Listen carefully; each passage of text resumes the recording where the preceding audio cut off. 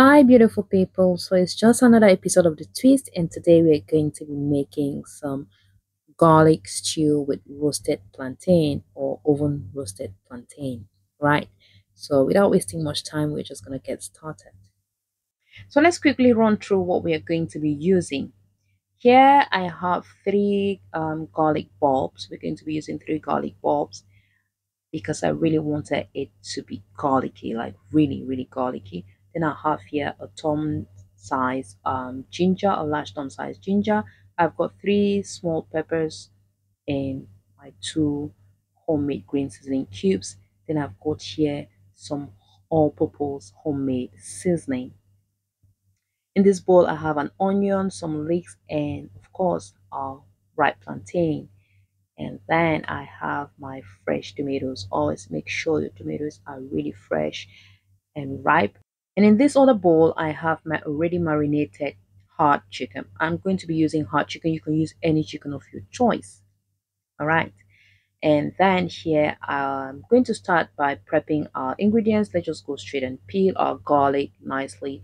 Peel your garlic and peel your ginger beautifully, and then set it aside. So garlic and ginger nicely prepped. We're going to quickly see how we prepped our chicken the night before. So I quickly roasted it for about 1 to 2 minutes.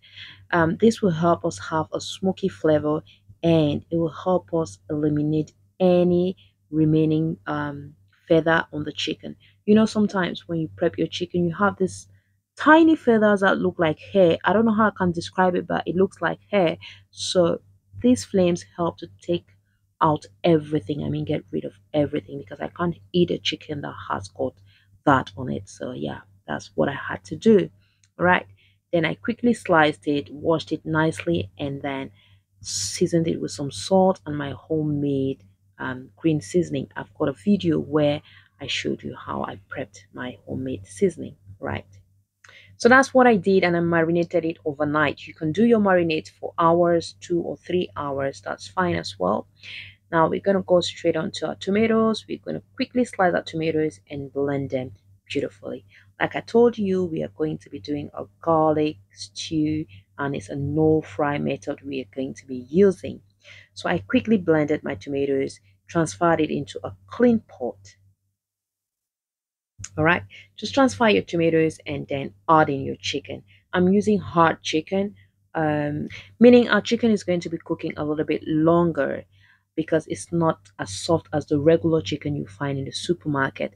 This chicken is actually from Cameroon, to be precise. Right, so I just stirred everything beautifully and I put it to cook. Now we're just gonna let it cook and let it cook and let it cook. We're letting it cook in their own juice in the chicken and tomato juice. We're not adding any extra water, so we're just gonna cook it until the water dries up. And by then, our chicken must have been ready. Yes, our chicken will be ready by that time. All right, so let's go.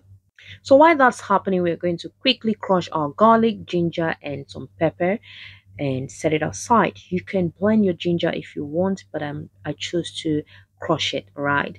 And like I told you guys, I really want it to taste garlicky. But if you're not high on garlic, you can, go ahead and reduce the quantity.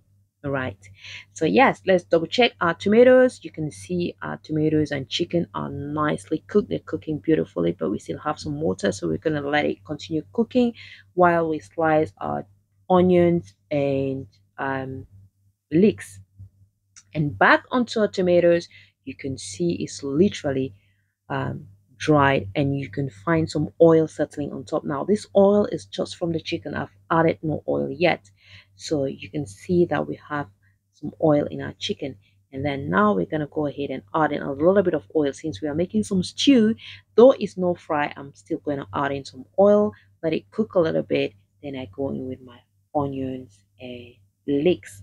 Once I add that, I'll just give it a good stir, and then I'll go in with the other ingredients. That's just my garlic, ginger, and my scotch bonnet pepper. Then I'm going to drop in my homemade green seasoning, cover it, and allow it to simmer. At this stage, we're going to lower the heat. Just lower your heat and let it continue cooking. All right. Taste and adjust your seasoning if need be. I just added a little bit of water, and then at this stage, I'm just going to cover it and let it cook until all the water dries up. Wow, so our stew is almost ready, but we still have a little bit of water in there, so we're gonna let it continue cooking.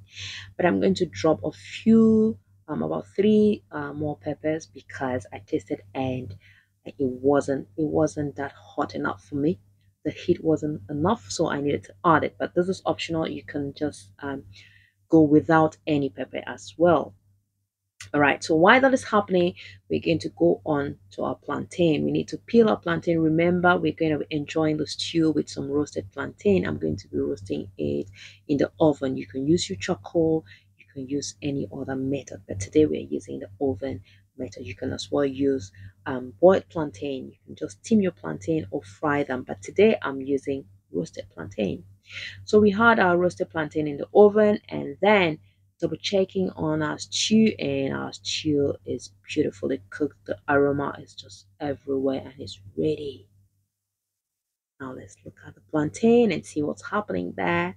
We just need some few more minutes and our plantains are ready and it's time to give it up. You know, so, friends, food is ready and it's time to serve and enjoy. And trust me, this is exactly what I wanted. I needed a plate of food packed with antibiotics and antioxidants. Remember, our food is our first medicine, and this is just what I got.